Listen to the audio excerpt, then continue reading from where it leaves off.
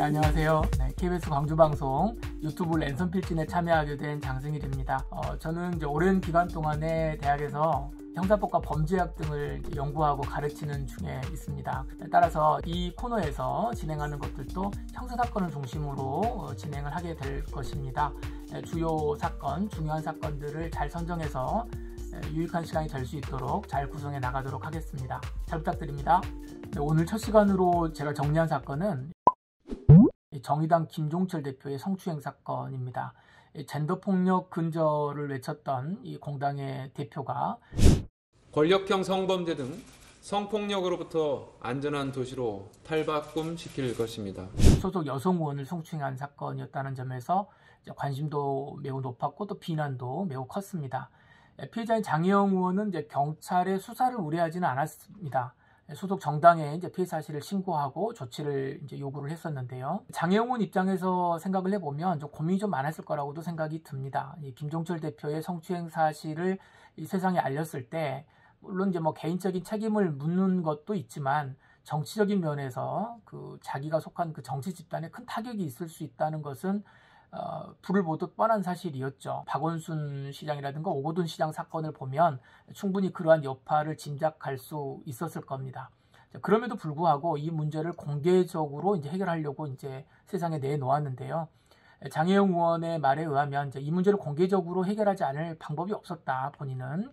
그리고 이제 본인이 국회의원인데도 이제 성추행을 당한 피해자가 되었는데 이 문제를 쉬쉬하면서 개인적으로 해결하고 이 문제를 숨기게 되면 국회의원으로서 소명을 다하지 못하는 것이다 라고 이제 생각을 했다고 합니다. 장혜영 의원이 경찰에 형사고소를 하지 않은 이유는 당을 통해서 해결을 하더라도 충분할 것이다 라고 하는 당에 대한 신뢰가 있었기 때문이라고 밝혔고요. 가해자를 형사고소를 진행하지 않은 이유는 깊은 생각 끝에 그것이 필요하지 않다라고 피해자인 저 스스로 회복에 있어서 판단했기 때문입니다.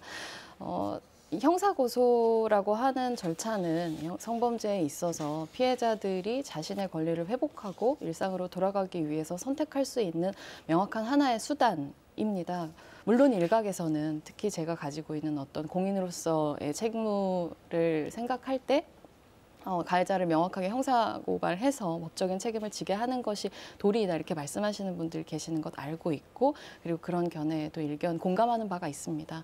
근데 제가 말씀드리고 싶은 것은 제가 저 자신의 일상을 회복하는 길에 있어서 그 형사고소를 진행하는 것이 저에게 가져다줄 여러 가지 고통들, 그런 쏟아질 2차 가해와 여러 가지 어떤 그런 관심들과 끝없이 제가 당한 피해들을 소명하고 설명해야 되는 이 절차들을 그 지난한 어떤 재판 과정에서 겪어야 되는 고통을 제가 겪고 싶지 않다.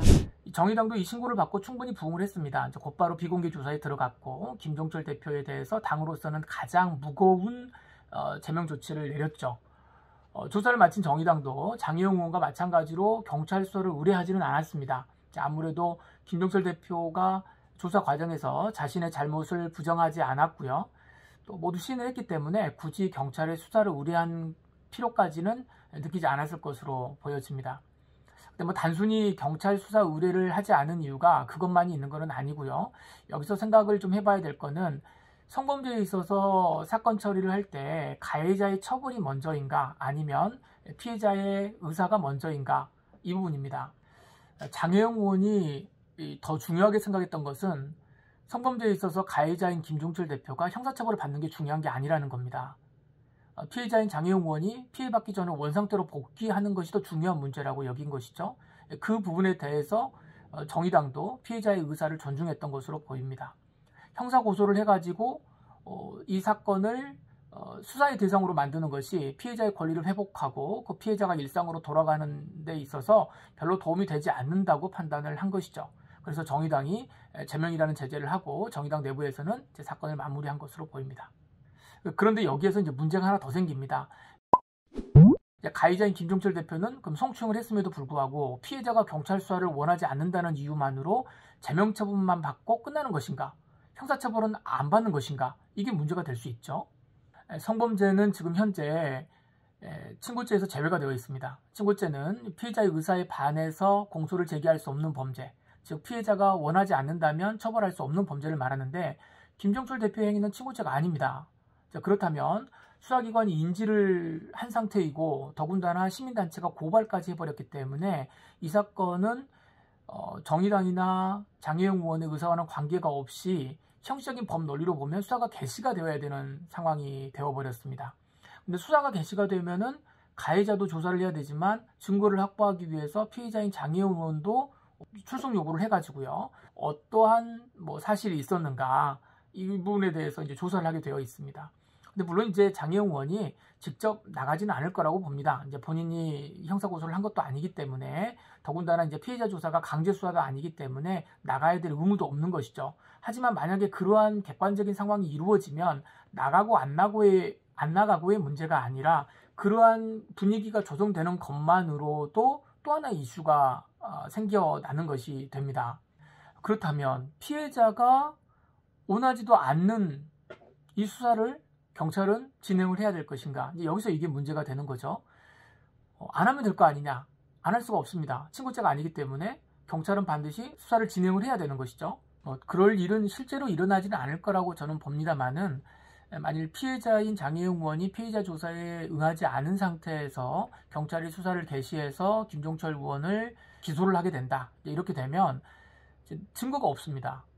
증거로 재판을 해야 되는데 김종철 의원이 자백은 있지만 설령 주위에 CCTV라든가 이런 물증이 나오지 않는 이상은 증거 불충분으로 무죄가 될 수도 있는 상황이 되거든요. 따라서 아마 피해자가 응하지 않은 상태에서 수사를 해가지고 김종철 의원의 자백만으로 공소를 제기하고 그것을 재판으로 끌고 갈 수 있는 상황은 안 됩니다. 그렇다면 굳이 공소도 제기할 수 없는 상황에 있는 이러한 사건을 친고죄가 아니라는 점, 또 시민단체가 고발을 했다라고 하는 점을 이유로 수사를 개시하는 것이 과연 타당한 것인가? 이게 문제가 되는 거죠. 여기에서 이제 형사법의 목적이 무엇인가 이걸 한번 생각해 볼 필요가 있습니다. 이제 형법은 가장 기본적인 목적이 뭐냐면 범인에 대한 확실한 처벌이죠. 실체적 사실관계를 명확히 해가지고 가해자를 처벌하는 것이 1차적인 목적입니다. 그런데 여기서 또 한 가지 고려를 해야 하는 것은 피해자의 회복입니다. 장혜영 의원이 직접 밝히기도 했습니다만은 가해자의 형사처벌이 자신의 일상 복귀에 도움이 되지 않고 피해자의 의사를 존중하지 않는 상태에서 법을 집행하는 것이 앞으로 과연 성범죄를 예방하는 데 도움이 될 것인가 라고 하는 부분을 좀 생각을 해봐야 된다는 거죠. 피해자의 의사를 존중하지 않고 이루어진다고 한다면 그것은 과연 우리 사회에 있어서 피해자를 존중하면서 성범죄를 없애겠다고 하는 노력의 진정한 일환일까요? 이 부분에 대해서 저는 다시 한번 명확하게 저의 의사를 존중하지 않은 그 어떤 행동들에 대해서는 유감을 표하고 싶습니다. 존중해 주십시오. 요청드립니다.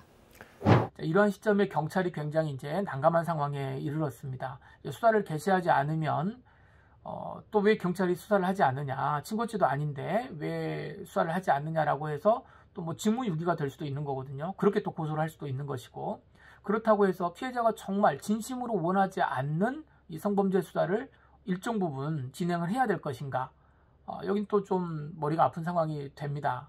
제 개인적인 생각으로는 이제 성범죄에 있어서 이미 친고죄가 폐지가 되었기 때문에 피해자의 의사에 따라서 처벌 여부를 결정할 수는 없습니다만, 장혜영 의원 사건 같은 경우는 좀 구체적인 사정을 고려해서 진심으로 피해자가 어떠한 것을 원하고 있는가에 대한 판단을 좀 해야 되지 않을까, 이런 생각을 하게 됩니다. 딱 부러지는 결론을 말씀드리는 시간은 아니기 때문에 저는 이 정도로 주제만 던지겠습니다. 구독자 여러분들도 성범죄와 친고죄, 또 엄격한 형식적인 법 적용과 피해자의 회복이라는 주제에 대해서 이번 사건을 통해서 한번 생각해 보실 수 있는 기회가 되었으면 좋겠습니다. 다음에도 좋은 주제를 선정해서 다시 찾아오겠습니다. 감사합니다.